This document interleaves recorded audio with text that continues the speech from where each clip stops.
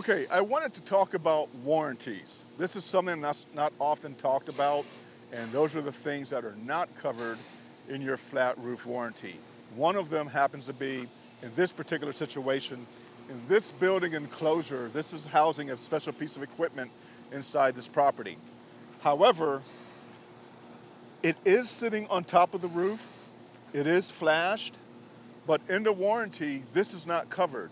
So if this begins to leak and you call the manufacturer and say, hey, I got a leak over here, come out and fix it. They're gonna tell you, no, this isn't covered. What is covered is our roofing material that sits to the bottom of this. So the reason I'm telling you this is when you're considering re-roofing or doing roofing maintenance, this is something you really want to pay attention to make sure that this is sealed up properly. And not just here, but also up top, and then the rest of this building, that everything is sealed properly, that there's not going to be a chance for water to make its way inside the building. That is my PSA in regards to warranty.